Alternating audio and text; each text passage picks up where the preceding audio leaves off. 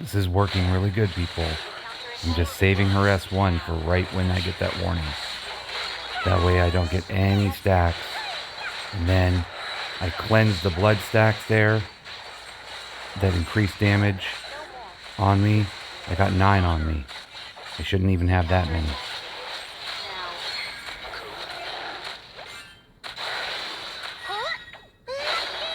So the later you cast that, the better it is. Hopefully I don't run out of time.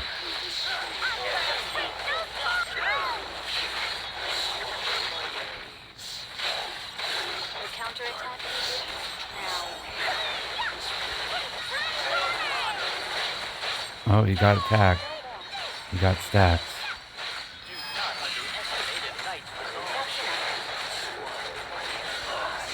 And then I got a bunch of blood stacks on me. So that's where I made my mistake. But I got this, people. I got this. This is the run right here.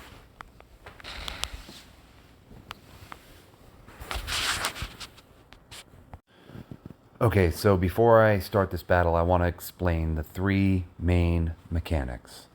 So, 2 big moves need to be accomplished when you get the warning message on the screen.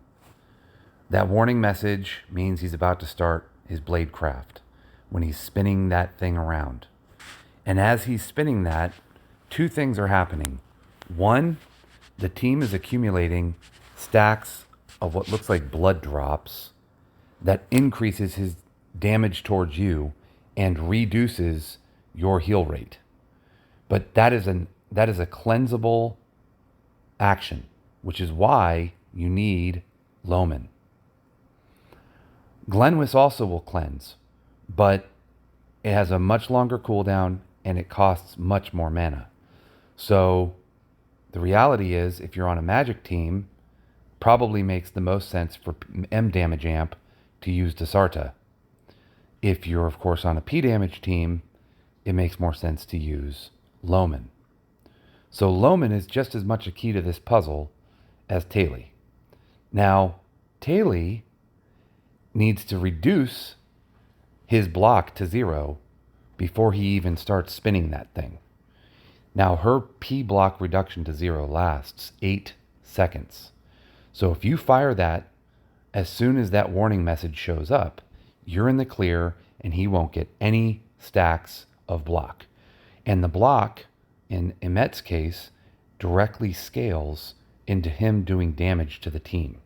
And if you have blood stacks on top of you, even if he didn't accumulate any stacks himself, you're still going to take more damage. So cleansing the blood stacks at the end of the spin and initiating Taily's S1 at the beginning of the spin is the first major mechanic that you have to get the timing down on. And I think I finally have that timing down. The third mechanic, also very important, relies on Taily's S2. Now, that timing I've pretty much got down pat, so long as I'm paying attention to his animations. And when I say animations, I mean he stomps the ground twice, but in one stomp, he kind of puts his arms out to the side, and in another stomp, he doesn't put them out to the side. He just kind of stomps it with one foot, and then he grabs his baton or whatever the hell that thing is and starts spinning it above his head. When you see him stomp the ground and kind of move that big spear thing towards the top of his head, that's when you need to fire Taily's S2, which makes her immune to all damage. So, which is why you need to have her on the lowest PDEF, because he initiates a sand prison that traps the other 3 heroes aside from the one with the lowest PDEF. And he only attacks the person with the lowest PDEF in that moment, which is why you need to have Taily on the lowest PDEF gears. Okay? So you can activate her S2 and she won't die. And as soon as that execution is attempted and then failed, that's when he goes into his stun phase where he is taking increased damage. So when you reduce his CC bar to 0, you're not doing any additional damage to the guy. You're only doing additional damage to him when he is down and on the ground, kneeling after having failed to execute you. So I don't have the tactile whatever to sit over here and manual Dark Castle. So I'm just kind of letting him run on auto because it's so important for me to pay attention to Loman and to Taily, especially since his various movements are all completely random. And Glenn I let run on auto with the exception of that first movement, which is to bring down his CC bar completely and get a heal on the team, which is what occurs when you bring the CC bar down. So the more CC you bring to the table, the more healing you are going to get. The less blood stacks you have on you, the more healing you're going to get. The less Bladecraft stacks or block stacks that scale to him doing damage against the team, the less he has, the more likely you are to survive. So if I was a really exceptional player, I could manual all 4 and time all of that perfectly and probably have no issues beating this. But I kind of have to rely on my focusing on just Taily and Loman and mastering their skills. And then maybe I can introduce a third or even a fourth hero into the mix and play the whole thing in manual mode. But those are the big mechanics. Let's see if I've got them down.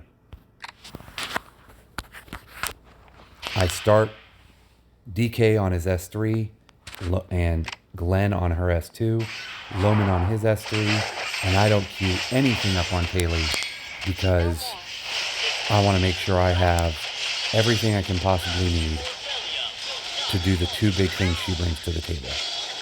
So he could start spinning here, he may not. He could also execute. So he's going to do an execution. Right here. That's when you fire it. He goes into a stun phase. I'm not going to reduce his P block to 0. And I'm going to fire that instantly. He didn't get any stacks. And then, right at the end there, I'm going to cleanse. I still ended up with 7 or 8. Okay, so I need to time that a little bit better. I still ended up with some blood stacks. It's safe to fire Taily's S3 at this moment. It's a big CC hit.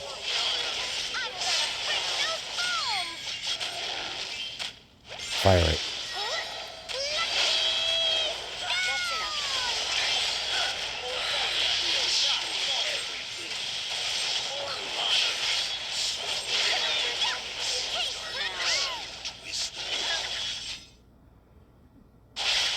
Fire that. I'll wait till there's 19 stacks and then cleanse. And I can cleanse the rest of them with his soul weapon.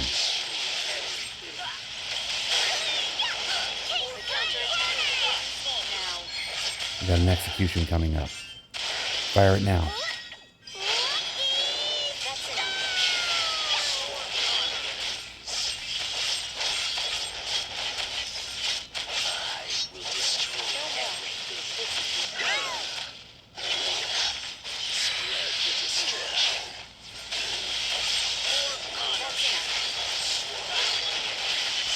Fire her S1. Right when you see that warning message. See 20 stacks? Fire his cleanse.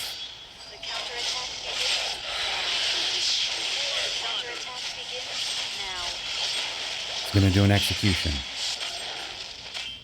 Pop it. S2. Soul weapon. P weakness. Cleanse. Big, huge, heavy hit. Another big, huge CC reduction. Fire that. Wait till there's 20 stacks. Fire that. Cleanse. Drop his CC bar. And big movement here.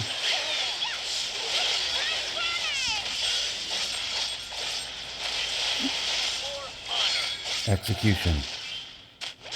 S2.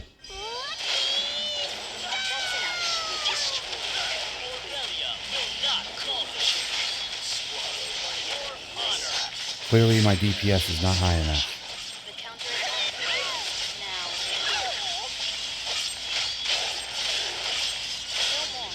But that is how you do it. That is the mechanics, okay? That is the mechanics. Ran out of time. So, unfortunately, I have already established the fact that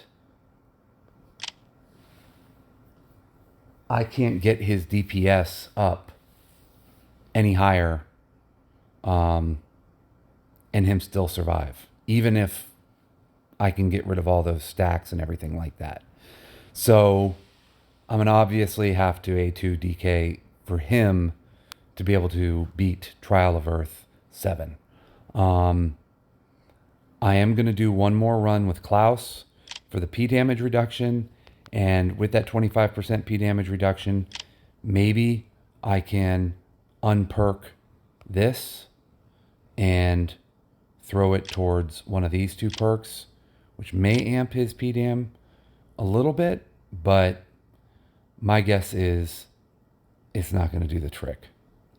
So at the end of the day, I did all the mechanics perfectly, and my issue at this point is that DK is just not a good DPS for this if he's going to be an auto.